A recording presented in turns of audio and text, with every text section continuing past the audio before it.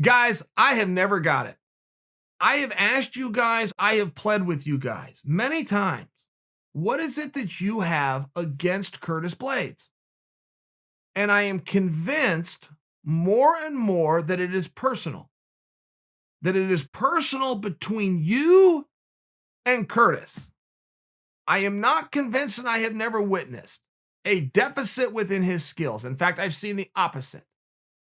I've seen a collegiate national champion wrestler who went from lay and pray to stand and trade, who then came to the final product that we see today, which is he'll trade with you and then he'll take you down and he'll pound on you some more until you get up. And he'll rinse and repeat. A very similar skill set to that of Kamaru Usman, who's never been called boring. A similar skill set to Colby Covington, who's never been called boring. I bring that to you because I do not believe that the Curtis Blaydes that we see today is somebody that you don't want to see fight. I also don't believe that Curtis has ever been a jerk. I've never seen it.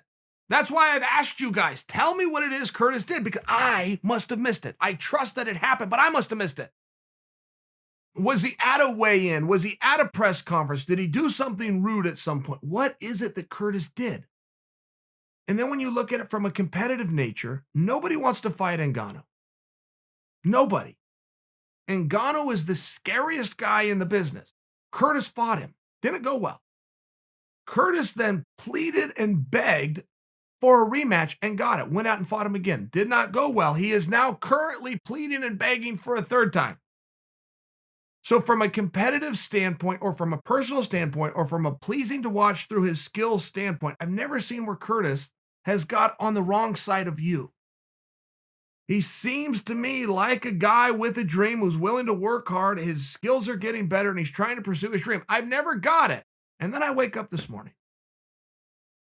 I see a headline. So I click on it. Curtis Blaydes has come out of his way. Nobody asked him. Nobody asked him for this. This is a self-inflicted wound.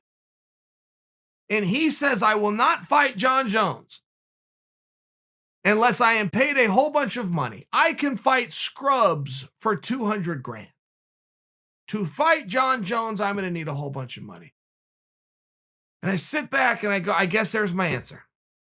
I've asked you guys many times to give Curtis a second thought, and I've even asked you what steered you off of him in the first place, and nobody ever answered the question until Curtis answered it for me today.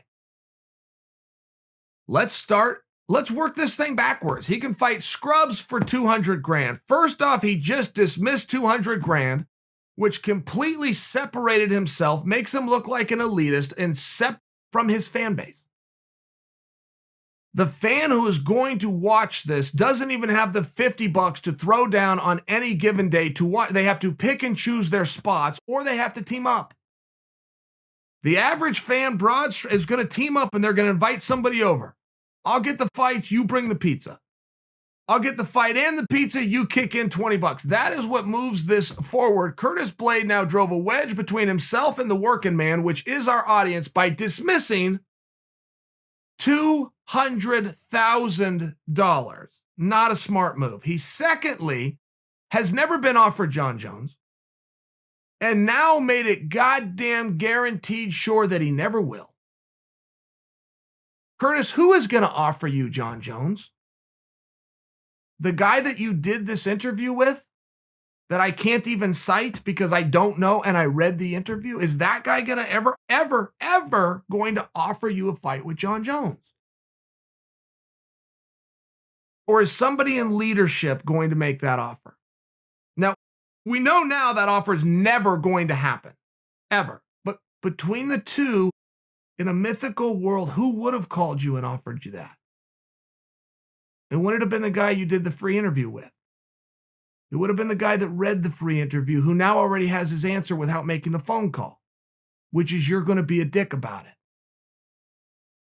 which is that you don't come to this from a competitive nature, which is that you're only in it for the money, which is that you see some kind of value within a fight that has never been offered. Big fights don't get offered over the telephone, Curtis. Big fights start with the media.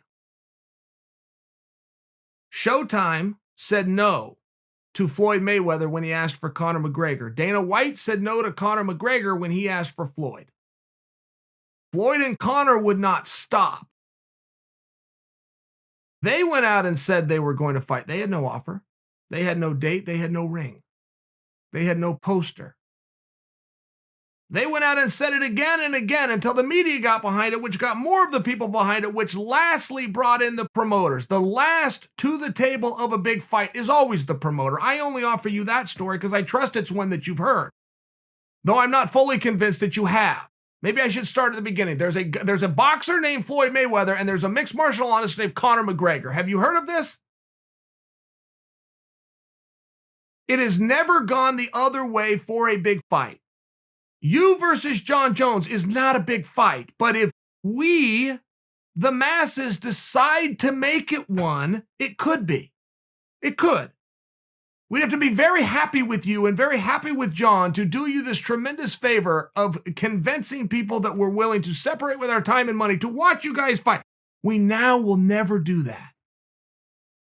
One, because you're not like us. You don't see a value in $200,000.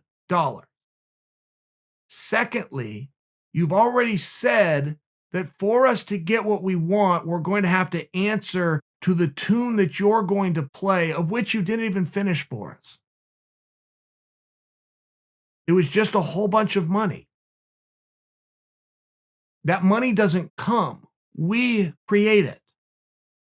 We create it by stating ahead of time that we will separate with our time and our money to give a contribution towards an event that we want to see. One that you just crushed willingly for a free interview. A phone call that never happened and was never going to happen, now never can happen. Because you've already come out and said there's going to be conflict. You have come out and said that you can set up the ring and you can make the posters and you can pop the popcorn, and hell, apparently you can even break Jon Jones. But by the time you call me, I'm going to say no. For free, in a free interview, you ended any potential to a fight with a guy who, should he enter your division, has already been declared a number one contender.